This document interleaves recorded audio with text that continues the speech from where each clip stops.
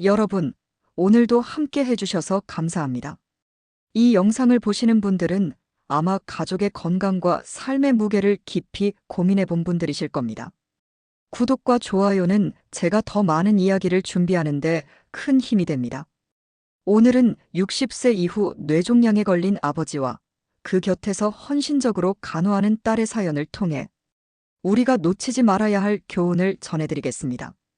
그리고 이 이야기 속에서 우리는 뇌종양의 초기 증상, 예방법, 그리고 치료법까지 함께 살펴볼 것입니다. 지금 바로 시작합니다. 건강 또 보고. 아버지 김병호 씨는 평생을 성실히 살아온 분이었습니다. 젊은 시절에는 건설 현장에서, 중년에는 작은 사업을 하며 가족을 먹여 살렸습니다. 고된 세월 속에서도 그는 언제나 밝은 얼굴로 가족을 지켜냈고 자식들에게 존경받는 가장이었습니다. 하지만 60세를 넘긴 어느 날부터 조금씩 이상한 기운이 그의 일상에 들이우기 시작했습니다. 처음에는 단순한 두통으로 시작했습니다. 나이가 들어서 그런가 봐 라며 대수롭지 않게 여겼지만 두통은 점점 더 자주, 더 강하게 찾아왔습니다. 어느 날은 대화를 하던 중 갑자기 말이 어눌해지고 균형을 잃고 휘청거리기도 했습니다. 가족들은 당황했지만 아버지는 끝내 병원 가기를 거부했습니다.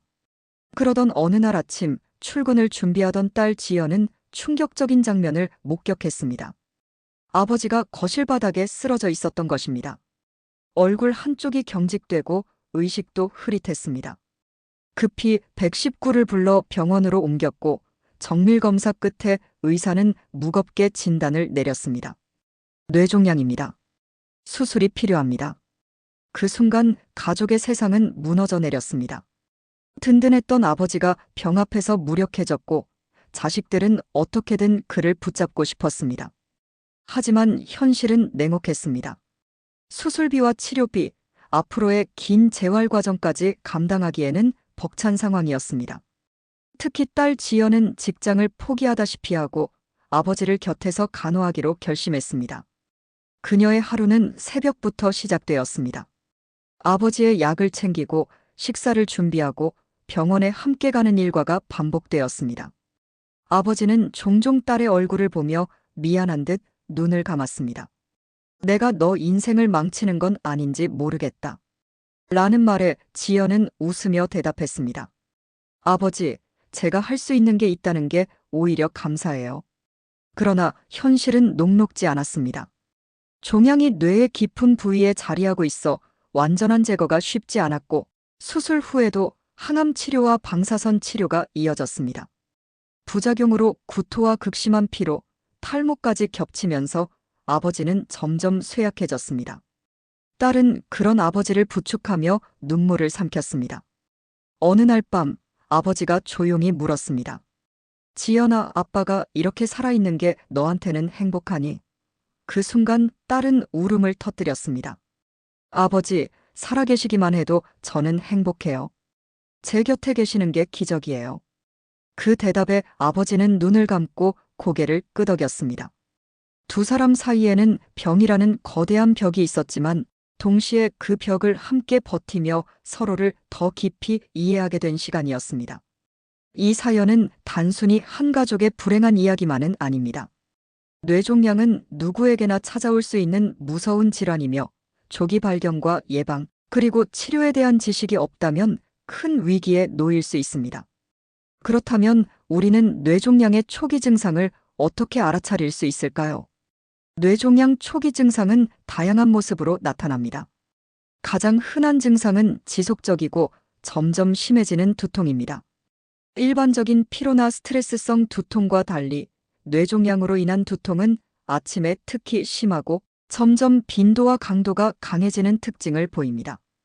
또한 구토가 동반되는 경우가 많습니다.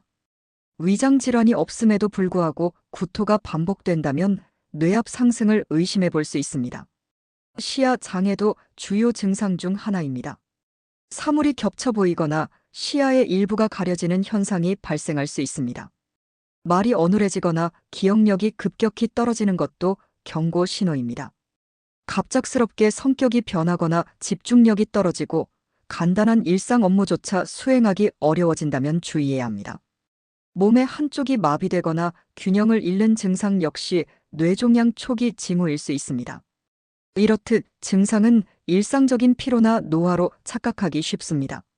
하지만 작은 변화라도 반복된다면 반드시 병원을 찾아 정밀 검사를 받아야 합니다.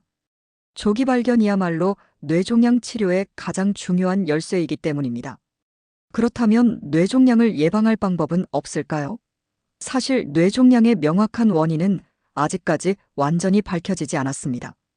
그러나 생활 습관 관리와 위험 요인 최소화를 통해 발병 위험을 줄일 수 있습니다. 첫째, 건강한 식습관이 필요합니다. 항산화 물질이 풍부한 과일과 채소, 오메가3 지방산이 풍부한 생선은 뇌세포를 보호하는 데 도움이 됩니다. 가공식품과 지나친 당분 섭취는 줄여야 합니다. 둘째, 규칙적인 운동은 뇌혈류를 개선하고 전신 건강을 지켜줍니다. 빠르게 걷기, 가벼운 조깅, 요가 같은 활동은 뇌를 활발하게 유지시킵니다. 셋째, 환경적 요인을 관리해야 합니다.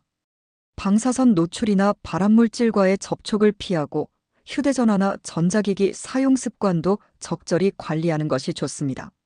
넷째, 정기적인 건강검진은 필수입니다. MRI나 CT 검사를 통해 조기에 발견하면 치료 가능성이 크게 높아집니다. 특히 가족력이 있거나 두통, 시야 이상 같은 증상이 반복된다면 주저하지 말고 검사를 받아야 합니다.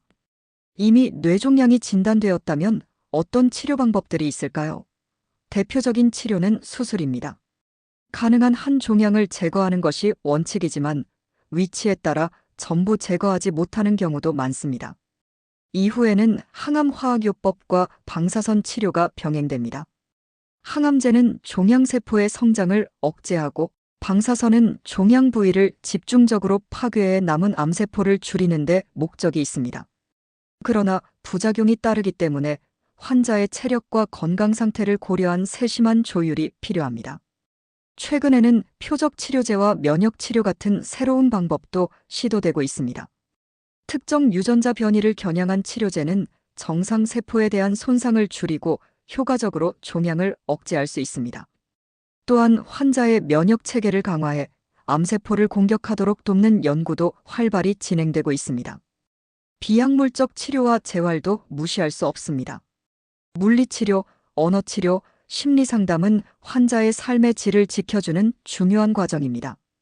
가족의 지지가 곧 치료의 연장선이라는 점에서 환자와 함께 웃고 울며 지탱하는 시간이야말로 최고의 약일 수 있습니다. 이제 이야기를 마무리해야 할 시간입니다. 뇌종양에 걸린 아버지와 그를 간호하는 딸의 사연은 우리에게 많은 것을 일깨워줍니다. 병은 개인만의 싸움이 아니라 가족 모두의 싸움입니다. 그러나 사랑과 헌신이 있다면 그 싸움은 단순한 절망이 아닌 희망의 기록으로 남을 수 있습니다. 뇌종양은 두렵지만 조기 발견과 예방 그리고 치료법을 알고 실천한다면 우리는 분명히 이겨낼 수 있습니다. 누군가의 아픔을 단순한 비극으로만 소비하지 않고 교훈과 지혜로 바꿀 수 있다면 우리의 삶은 더욱 단단해질 것입니다. 오늘의 이야기를 끝까지 함께 해주셔서 감사합니다. 여러분의 구독과 좋아요는 더 많은 건강 이야기를 준비하는 데 큰 힘이 됩니다. 다시 한번 건강 또 보고와 함께 해주신 모든 분들께 진심으로 감사드립니다.